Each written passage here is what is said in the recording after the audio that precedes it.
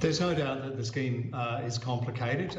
It's a very, very big piece of public policy affecting an enormous number of businesses and workers, and it's been put together in record time. There's a lot of consultation with business, including ACCI, in the run-up to the legislation, and since then we've been spending a lot of time with government trying to iron out the kinks. So I think part of the reason we don't see as many people initially taking it up is that we've got to iron out some more of those kinks, and we're talking to the Australian Tax Office, amongst others, about doing that.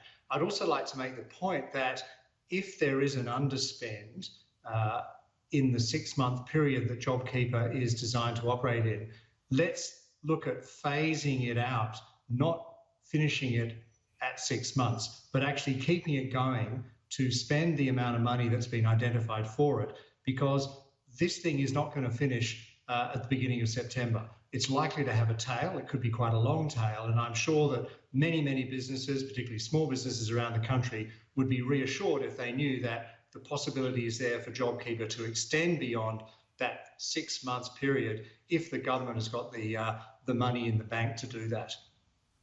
No doubt that's an idea that you've pitched to the Treasurer, Josh Frydenberg. Do you think there is any appetite within the government to extend the scheme? I want to give credit to the government. They have done some things that a month or two ago you wouldn't have imagined were thinkable, let alone possible. So they are trying their hardest, in my experience, to be as pragmatic and as flexible as possible, because they are very serious, I've got no doubt, in trying to get businesses back on their feet and trying to get jobs going again. And so, look, I'm hoping that we'll be able to keep that dialogue going. But right now, the focus is on ironing out the kinks, the details, so that as many businesses, particularly small businesses, as possible, can access JobKeeper as soon as possible. It's been made clear this week the government wants workers back in their workplaces, businesses no doubt also keen to reopen their doors. But for that to happen, well, how tough is that really going to be? Are most businesses actually in a position to reopen their doors safely? What do the practicalities look like to you? Well, we've been working around the clock with government over the past weeks, trying to put together guidelines, sensible, practical guidelines to enable as many businesses and as many industries to reopen as safely as possible over the coming weeks. Now, different industries face different challenges. So if you're working in a public service office or a corporate office, for example, there's a particular range of challenges. They should be fairly manageable. If you're in a manufacturing situation, some kind of production line, different set of challenges. We've already seen on the news issues around food processing. An area which has been particularly hard hit, and they were hit first too, is in hospitality. I'm talking about cafes, restaurants, pubs, and I'm talking about domestic tourism, and I'm talking about events and conferences and the like. Now, they need to have customers on their premises, and they need to know those customers are going to feel safe, that their workforce is safe. And so we're doing a lot of work at the moment trying to, with government, work out what are the ways in which those hospitality businesses that people are used to, that people like to go to with their friends and families, can operate safely. Because if they can't get enough people into the business, if they can't get enough people into the cafe or the restaurant, for example, then they can't be profitable, then there's no point in the reopening.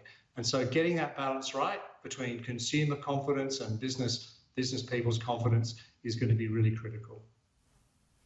James, just finally, look, I don't need to tell you that the economic outlook looks pretty grim. As we start emerging from the crisis, though, what are you hoping will be on the top of the government's agenda in terms of reform? Do you think the IR space should be a priority?